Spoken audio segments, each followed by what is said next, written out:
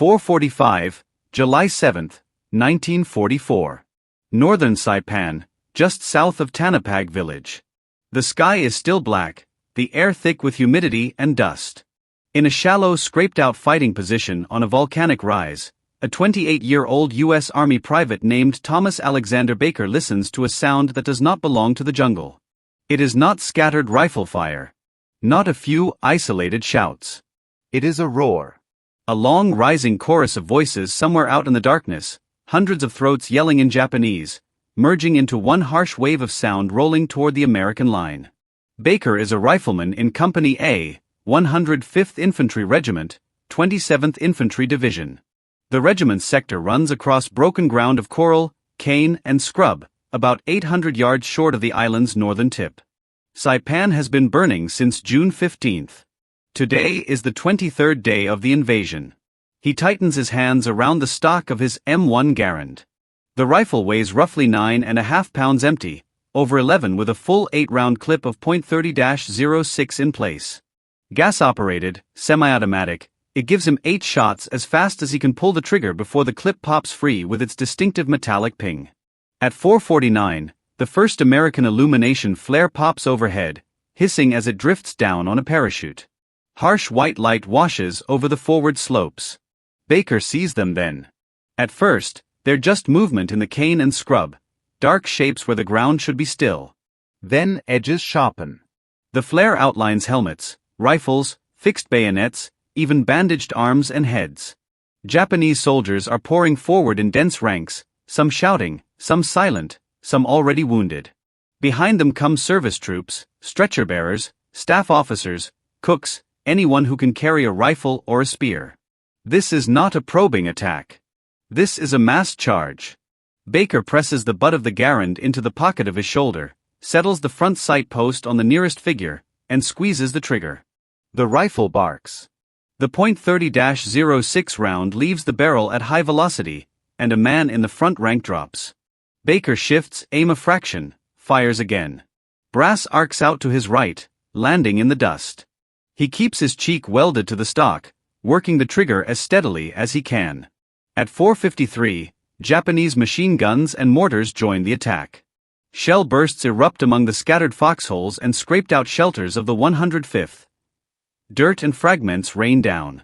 Somewhere to Baker's left, a Browning M1911.30 caliber machine gun opens up in long bursts, its barrel already glowing faintly in the dark as it rakes the advancing mass.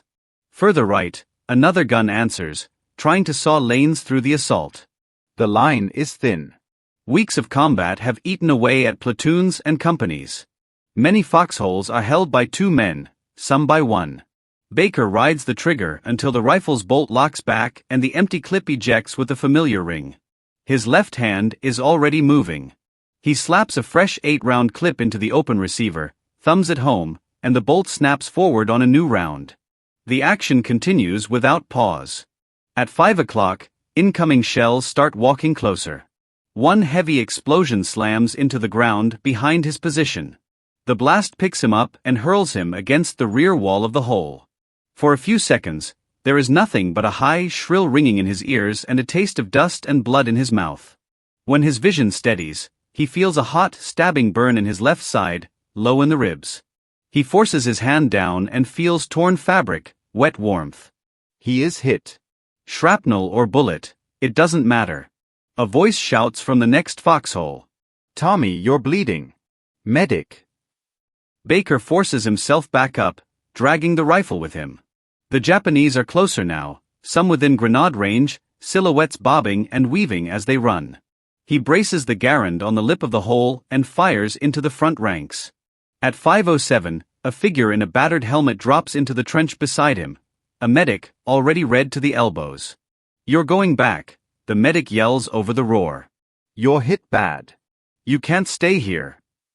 Baker shakes his head once, jaw clenched. "I can still shoot," he says. "Just patch it. I'm not leaving." There's no time to argue. The medic slaps a field dressing over the wound, pulls it tight until Baker grunts in pain, gives him a morphine syringe, and moves on to the next cry for help. By 5:15, the Japanese wave is hitting irregular pockets of the 105th's line. Grenades arc overhead. Some land in front of Baker's position and blow shallow craters in the earth, showering him with grit.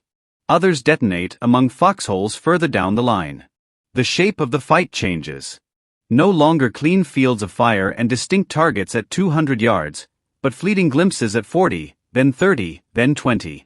Men appear and disappear between mounds of earth, uprooted stumps, and shattered brush. A Japanese soldier erupts over the lip of Baker's hole, bayonet first. There's no time to fire. Baker wrenches the heavy rifle sideways and drives the steel shod but into the man's chest.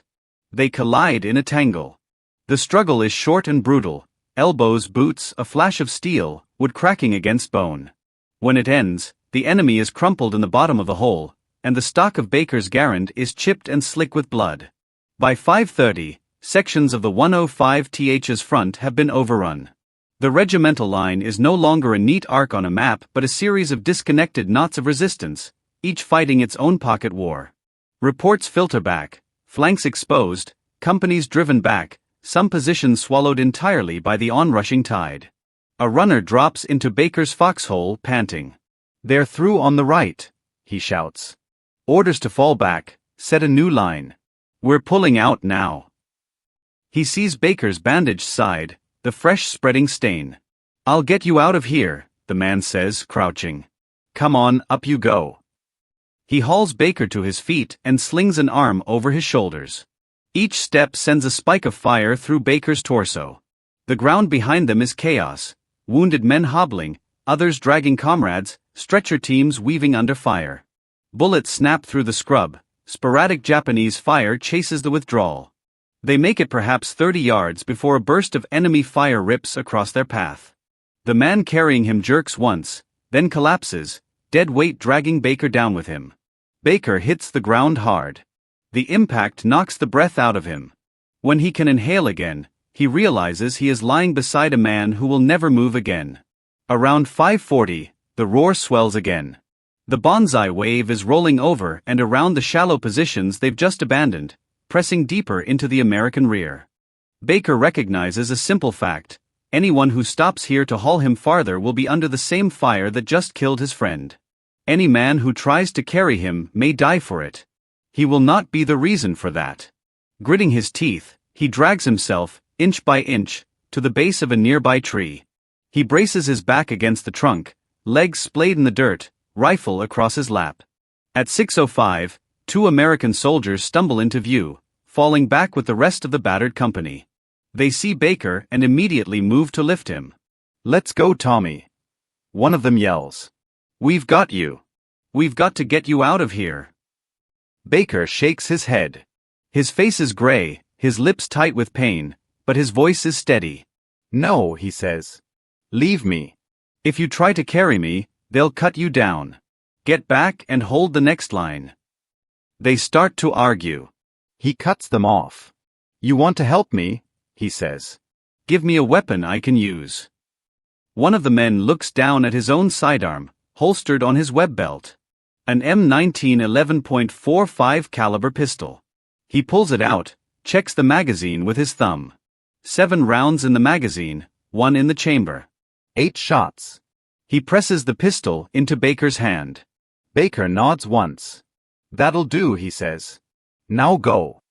At about 6:10, they leave him there, propped against a tree, wounded and alone, with a single pistol and 8 remaining bullets. To understand why a man would choose a tree on a battlefield over a chance at evacuation, you have to look back, before 6:10 on July 7, before Saipan itself. Thomas Alexander Baker was born on June 25, 1916, in Troy, New York. When he enlisted in the U.S. Army in October 1940, he was part of a peacetime force that was expanding fast, but still months away from Pearl Harbor. Like many in the 27th Infantry Division, a unit with National Guard roots in New York, he was a citizen soldier, trained up from civilian life into the routines of drill, marksmanship, and field problems. By mid-1944, that training had been forged into experience. The 27th Infantry Division had already seen combat in the Pacific. Now its 105th Infantry Regiment was headed toward a new objective: Saipan, a 13 by 6 mile island in the Marianas, fortified and held by Imperial Japanese forces. From Saipan's airfields, long-range American bombers would be able to reach Japan's home islands. That made the island critical. On June 15, 1944, Marines of the 2nd and 4th Marine Divisions stormed Saipan's beaches. They established a foothold, then fought inland against pillboxes, caves, and counterattacks. On June 17 and 18, units from the Army's 27th Division, including Baker's 105th Infantry, came ashore to reinforce the push. By June 19, D+4, Baker's battalion was moving through the island's central region, into terrain that favored the defender, ridges cut by ravines, coral outcrops and deep, prepared positions. That morning, sometime after 10 o'clock, Company A was pinned down by fire from a Japanese strongpoint that dominated their route of advance. The enemy position, likely a log-covered bunker or a cave modified with firing slits, was spitting out automatic weapon fire and rifle shots, raking any movement. Attempts to maneuver squads forward had ended in casualties. The company could not advance without silencing it. Baker volunteered to go forward with a bazooka. The standard American rocket launcher of the time was the 2.36-inch M1 bazooka. The tube was just over 4.5 feet long and weighed around 13 pounds unloaded. It fired a fin-stabilized rocket with a shaped charge warhead, designed to punch through armor and concrete. The effective range was short, roughly 100 yards, and the backblast meant the operator had to fire from a fairly open position with clear space behind him. Baker crawled forward alone, leaving the relative safety of his company's line. Every few yards, he pressed himself into the ground, listening for the enemy gun, studying the ground ahead. The closer he went, the steeper the risk. At 100 yards, a bunker's crew might struggle to pick out one man. At 60 or 40, even a careless movement could be fatal. He worked his way to within about 100 yards of the strongpoint. There he set up, shouldered the bazooka, and called for his loader to feed a rocket into place. Exposed to enemy fire, he took aim. The sight picture would have been crude, just enough to put the tube's muzzle in line with the firing slit. He fired. The rocket streaked out, leaving a trail of smoke, and slammed into or near the firing aperture. The shaped charge detonated, focusing a jet of metal and explosive force inward. The enemy weapon went silent. With the bunker reduced, his company could finally move up. Baker had traded his own exposure for their mobility. In the days after June 19, he continued to distinguish himself. On at least 2 separate occasions, he advanced alone or with minimal support to engage clusters of Japanese soldiers, killing them with his rifle and grenades and breaking up local counterattacks. Each time, it was the same pattern: close range, high risk, deliberate movement toward enemy fire. By late June, the 105th Infantry was pushing north. Japanese forces fell back through pre-planned positions, fighting delaying actions. At night, they infiltrated American lines, probing for gaps, launching small and medium-sized attacks in the dark. Baker and his comrades lived a routine that blended exhaustion and constant vigilance. 4:30 to 5 o'clock, stand to at dawn, everyone awake and ready, weapons checked. Daylight, advance when ordered, dig fresh foxholes, clear caves sometimes with grenades and flamethrowers, endure artillery and mortar harassing fire. 1830 to 1930, stand to again at dusk, then full darkness punctuated by flares, the occasional shouted contact, and sudden, close-in firefights. For an infantryman like Baker, the M1 Garand was the constant companion. At roughly 43 inches in overall length, with a sturdy wood stock and steel hardware, it could withstand rough handling, serve as both firearm and blunt weapon, and operate in rain, mud, and volcanic dust as long as it was reasonably maintained. Its 8-round clip system, while limited by modern standards, gave him a clear advantage over enemies still largely armed with bolt-action rifles. Through late June and early July, casualties mounted. Friends disappeared from the line, killed in ambushes, blown apart by shells, or evacuated with wounds. New men arrived, replacements trying to absorb combat reality on the fly. By July 5, Japanese forces were compressed into Saipan's northern end. Their supply lines were shattered. Ammunition was running low. Commanders on the Japanese side began planning a final Gyokusai, literally honorable shattered jewel, a last, all-out attack designed not to hold ground, but to die smashing into the invader. On July 6, Baker's company took up positions on a shallow ridge line, about a kilometer or so south of Saipan's northern tip. The men dug as deep as they could in the remaining daylight. The ground was unforgiving, coral, rock, and thin soil. Many positions were little more than knee-deep scrapes. By 2000 hours, they were as ready as they were going to be. Fields of fire were sketched, machine guns sighted, and outposts pushed slightly forward. Ammunition had been topped off, bandoliers of .30-06 for the riflemen, belts for the machine guns, boxes for the mortars. At 21:30, reports filtered in, increased vehicle movement in the Japanese rear, shouted commands, chanting. Some forward observers thought they saw large groups assembling in the distance. Around 23:45, Japanese artillery began probing the American line in earnest. Sporadic shelling to disrupt rest, damage positions and test reactions. Flares from both sides periodically lit up the landscape. Men in Baker's platoon lay in their holes, nerves taut, waiting. By 3:30 on July 7th, the front was on high alert. Everyone was awake. Helmets buckled, weapons loaded, grenades laid out within easy reach. Baker checked his ammunition, clips on his belt, more in his pockets, and tugged at the bandage from an earlier lesser wound. At about 4:30, the pre-attack noise crested. Voices, movement, a rumble that could have been boots on earth or simply the imagination of tired men. At 4:45, the Banzai charge began. Thousands of Japanese soldiers surged forward in overlapping waves, infantry, garrison troops, service personnel, all thrown into a single human assault. They slammed into the forward companies of the 105th Infantry. Within an hour, Baker had been hit, refused evacuation, fought hand-to-hand, and been partially carried back toward a fallback line. And by 6:10, he was under that tree, ordering his comrades to leave him and asking instead for one last weapon. They gave him the M1911 pistol and 8 rounds of .45 ACP ammunition. Now the question before him was simple and final: what to do with those 8 shots? The M1911 in Baker's hand is a full-size, steel-framed pistol chambered in .45 ACP. It weighs roughly 2.5 pounds loaded. Its magazine holds 7 cartridges, and with one already in the chamber, he has 8 shots. The .45 ACP round is slow by rifle standards, around 800 to 850 feet per second, but heavy.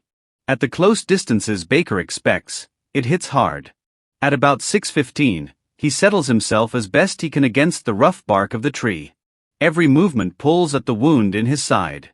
His breathing is shallow.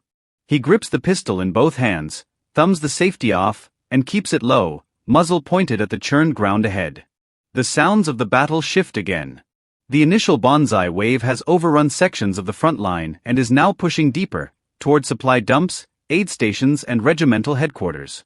Farther back, artillery crews are depressing their howitzers, firing almost at danger-close ranges to break up the assault.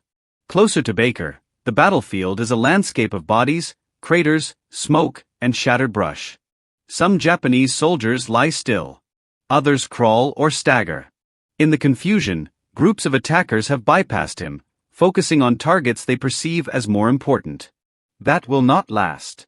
At around 6:25, the first enemy soldier in this new phase appears in Baker's field of view. He is moving at a crouch, skirting a low rise, rifle in his hands. From his angle, Baker is just another dark shape at the base of a tree. Baker raises the pistol, lines up the rough front sight with the man's chest, and squeezes the trigger. The shot cracks, deeper voiced than a rifle. The slide cycles, ejecting the spent casing. The man folds sideways and disappears behind the rise. 7. Baker lowers the pistol slightly, listening. His hearing is dulled by blast and shock, but he can still make out the shouting, the crunch of boots, the occasional single rifle shot. His world has shrunk to a cone of maybe 40 yards around his position. Another figure appears, closer this time, 15 to 20 yards away, moving fast and low between 2 heaps of earth. Baker steadies his hands, waits a heartbeat for the man to clear the nearer mound, and fires again. 6. He can feel the recoil in his ribs now, each shot a jolt of pain, but he pushes it aside. Pain is a distant problem. Distance itself is not. At anything beyond 30 or 40 yards, pistol shots become guesses. So he waits, conserving ammunition, letting some shadows pass unchallenged when they are too far away to be sure. Time contracts and stretches. Seconds feel like minutes. At about 6:35, a small group of Japanese soldiers moves into view, perhaps 3 or 4 men picking their way among the bodies, rifles at the ready. They are not charging, they are checking for survivors, finishing off anyone still alive. One of them spots movement at the base of the tree. He shouts and points. The group changes direction, angling straight toward Baker. He picks his targets in order of threat. The one in front has a rifle at his shoulder. Baker raises the pistol, draws in a shallow breath, and fires. 5. The lead man buckles and falls. The second breaks into a run, yelling. Baker lets him close, counting the steps in his head. 20 feet. 15. 10. He fires again. 4. The man collapses, momentum tumbling him forward in a cloud of dust. A third soldier veers off to the right, trying to flank around a low clump of shrub. Baker shifts, twisting his torso despite the pain, and takes a quick sight picture at the edge of the brush where the man must appear. He is there, just for a flash, and Baker sends a round. 3. There is no time to watch him drop. Another attacker is already close enough that Baker can see the lines of his face, the sweat and dirt on his cheeks. The man is shouting, bayonet forward. Baker fires almost point blank. 2. The charging soldier slams to the ground so close that Bill's boots, if he could move them, would touch him. He pauses. Smoke from the pistol mixes with the sharper smell of explosions and the copper tang of blood. His grip is slick with sweat. He wipes one hand on his trouser leg, then resettles the pistol in his palm. At roughly 6:45, there is a momentary lull immediately around him. The main body of the Banzai wave has torn past. But battles do not move like clean waves on a beach. They leave eddies and backwash, scattered pockets of men moving in odd directions. A wounded Japanese soldier drags himself toward Baker's tree, knife in hand. His movement is slow but determined. Baker raises the pistol and fires. 1. The man stops moving. Now there is only a single round left. One bullet, one chambered cartridge that represents everything he still has to throw at the enemy. He could hold it in reserve for himself. Men have, in other battles with other pistols, chosen that option rather than risk capture and torture. That is not what Baker does. At about 7 o'clock, a loose group of stragglers appears, 5 or 6 Japanese soldiers who have drifted out of the main flow, perhaps looking for wounded Americans or trying to reorient themselves. They move in a staggered line, scanning, rifles out. One of them sees Baker and calls out. 2 peel toward him. They do not know he has only one round left. Baker raises the pistol. He waits, letting them come. 15 yards. 10. 5. He picks the man in front, the one with the bayonet high, lunging. He presses the trigger. 0. The .45 roars one last time. The soldier drops at the base of the tree, feet almost touching Baker's legs. The slide locks open. The pistol is empty. The remaining enemy hesitate, then move on, drawn toward louder sounds of fighting further to the rear. Or perhaps some have already fallen to fire from other American positions he cannot see. Around Baker, when the ground is finally retaken, there will be 8 dead Japanese soldiers within a short radius of his tree. 8 bodies for 8 rounds. How long he lives after the last shot is impossible to know. Blood loss, shock, and exhaustion are all converging. His vision may narrow. The noise of battle may fade to a distant rumble. What is clear is that he does not move from his chosen place. He does not crawl away, does not surrender, does not call out for help that would pull others into danger. Some time later, an hour, several hours, perhaps by midday, a coordinated American counterattack drives back into the ground the Banzai charge has passed over. Soldiers of the 27th Division push forward with rifles, machine guns and tanks, retaking positions lost earlier in the morning. They reach the tree. They find Baker's body there, still propped where his comrades left him. The M1911 lies close to his hand. The magazine is empty. The chamber is empty. Dead Japanese soldiers lie scattered around him. It tells the story plainly. No flourish. 8 rounds, 8 enemy dead, 1 man who refused to be carried out and chose instead to hold his ground until he had nothing left to fire. His war ends at the base of that tree. His story does not. By the evening of July 7, 1944, the scale of the day's fighting is becoming clear. The Japanese have hurled nearly everything they have left into the Banzai assault. The cost is catastrophic. Thousands of their dead carpet the approaches to the American positions and the ground beyond, most killed in a matter of hours. For the U.S. Army's 105th Infantry Regiment, the price is also severe. Forward battalions have been overrun and then re-established. Companies have been reduced to handfuls of men. Casualty reports begin to stack up, hundreds of killed, wounded, and missing in a single day. Among the missing in action forms, among the lists of those killed holding ground or dying as they fell back, is the name Thomas A. Baker. Saipan itself is declared secure 2 days later, on July 9. Organized Japanese resistance has collapsed. Stragglers are hunted down across the ridges and ravines. Civilians, terrified and misled, are coaxed out of hiding where possible, or tragically take their own lives from cliffs and caves. In the immediate aftermath, burial teams and recovery details move through the battlefield. They map temporary graves, collect identification tags, and try to match bodies to names. They also gather eyewitness statements about acts of particular bravery, taking down raw accounts from exhausted men sitting on ammo crates or leaning against sandbags. Somewhere in those days and weeks, stories about Baker crystallize. Men from his company describe seeing him go forward alone with a bazooka to knock out a bunker that had held up their advance. Others recall him stalking small enemy groups with rifle and grenades. Those who were there on July 7 remember him wounded in the early stages of the Banzai attack, refusing evacuation.